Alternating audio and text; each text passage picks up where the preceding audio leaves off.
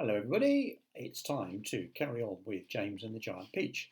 It's been a few days since the last instalment, but I'm sure you can all remember where we got to because we had a peach, giant peach, growing and growing and growing in Sponge and Spiker's garden. So we're going to rattle on now and see if we can get through. I might see if I can get through 3 chapters today and maybe try and do them a bit more frequently so we don't lose track of the story.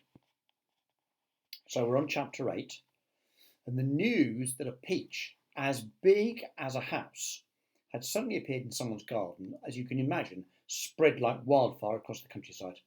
And the next day a stream of people came scrambling up the hill to gaze upon this marvel. Quickly, Aunt Sponge and Aunt Spiker called in the carpenters and had them build a strong fence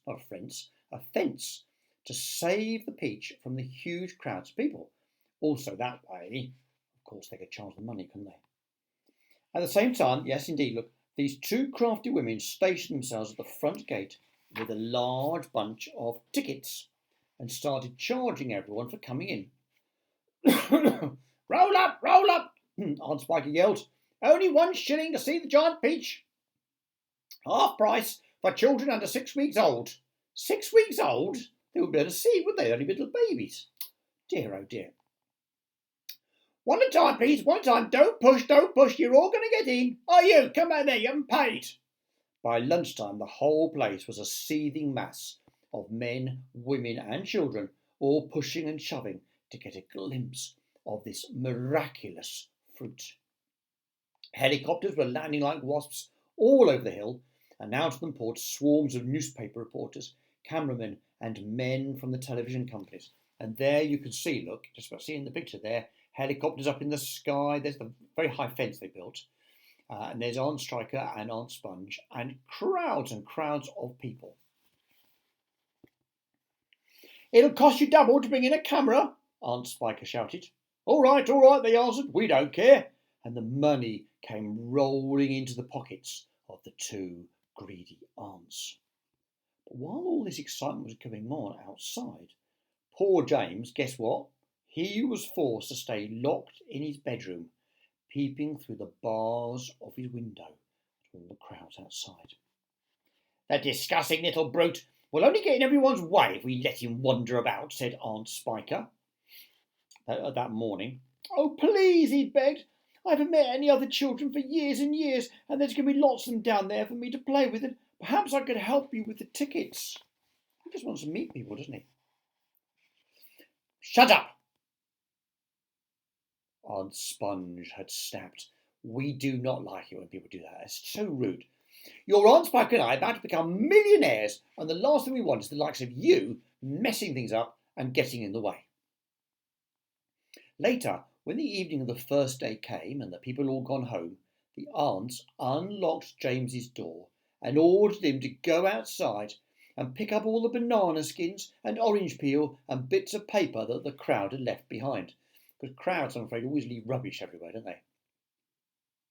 Could I please have something to eat first, he asked. I haven't had a thing all day. No, they shouted, kicking him out the door. We're too busy to make food. We're counting our money. But it's dark, cried James. Get out, they yelled, and stay out until you clean up all the mess. The door slammed. The key turned in the lock. Do you know, I'm liking Aunt Sponge and Aunt Spiker less and less. They are really horrible. They make the twits look like nice people, don't they?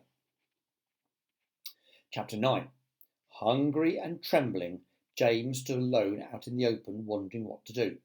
The night was all around him now, and high overhead a wild white moon was riding in the sky.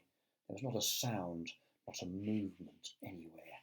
And there you can see just how huge the peach has become compared to the moon up in the sky. Most people, especially small children, are often quite scared of being out of doors alone in the moonlight.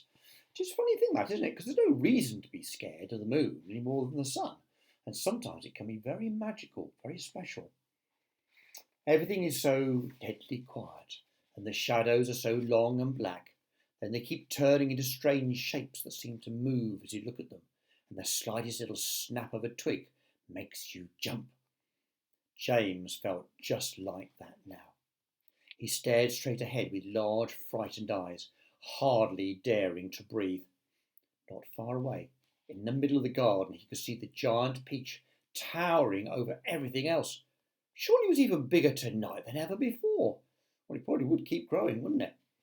And what a dazzling sight it was! The moonlight was shining and glinting on its great curving sides, turning them to crystal and silver. It looked like a tremendous silver ball lying there in the grass, silent, mysterious, and wonderful. And that's often the case with moonlight. Things look very, very different, and they can look very magical. And then all at once, little shivers of excitement started running down James's back. Something else, he told himself, something stranger than ever is going to happen again. And very soon, he was sure of it, he could feel it coming round. He looked around him, wondering what on earth it was going to be. The garden lay soft and silver in the moonlight. The grass was wet with dew, and 1,000,000 dewdrops were sparkling and twinkling like diamonds around his feet. And now suddenly the whole place, the whole garden seemed to be alive with magic. Almost without knowing what he was doing, as though drawn by some powerful magnet, James Henry Trotter started walking slowly towards the giant peach.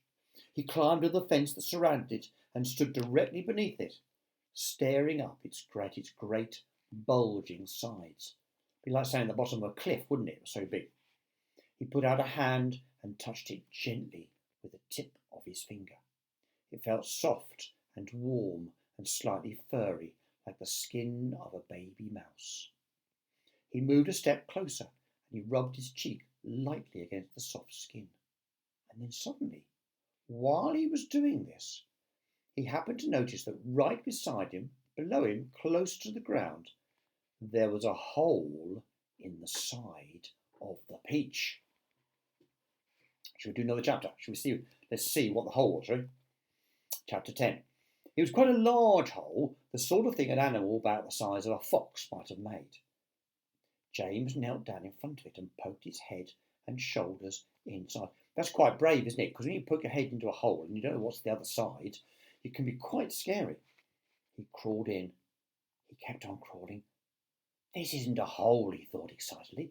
This is a tunnel. The tunnel was damp and murky, and all around him there was the curious bittersweet smell of fresh peach. And I suppose the walls of the tunnel would have been made of peach, wouldn't they?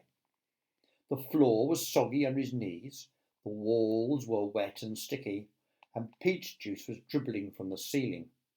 James opened his mouth and caught something on his tongue. It tasted delicious. And if you ever had a peach, you will know a nice ripe peach, you just get juice everywhere. He was crawling uphill now, as though the tunnel were leading straight towards the very centre of the gigantic fruit. Every few seconds he paused and took a bite out of the wall. The peach flesh was sweet and juicy and marvellously refreshing. He crawled on for several more yards and then, suddenly, bang! The top of his head bumped into something extremely hard, blocking his way. He glanced up. In front of him there was a solid wall that seemed at first as though it was made of wood. He touched it with his fingers. It felt like wood, except it was very jagged and full of deep grooves. Now you might wonder, now what would that be? But if you ever have a peach, maybe if you can get hold of peach, this is something to try, isn't it? If you have a peach and you cut it in half, right in the middle is a wooden, like a nut. And that's what we call the stone in the middle of the peach. And that, if you planted that, that's what would grow into a peach tree one day. In fact, James says, look, good heavens, he said, I know what this is. I've come to the stone in the middle of the peach. Then he noticed there was a small door cut into the face of the peach stone. Now that is unusual, isn't it? He gave a push. It swung open. He crawled through it and before he had time to glance up and see where he was, he heard a voice saying, "Well, look who's here." And another one said, "We've been waiting for you." James stopped and stared at the speakers, his face white with horror. He started to stand up, but his knees were shaking so much he had to sit down again on the floor. He glanced behind him, thinking he could bolt back into the tunnel where he had come, but the doorway had disappeared. There was now only a solid brown wall behind him. Who was the voice? Where is he? Who's he going to meet? I'm going to leave that for next time. So that'll be chapter 11. So I think this story is beginning to build up now in its excitement. So listen in to the next one. I'll try and do it quite quickly so you have it fairly soon, and we'll find out, for those that don't know the story, we'll find out who is in the middle of the peach stone. But as a clue, there are a lot of legs in there. A lot of legs. I'll talk to you all very soon. Be happy. Bye now.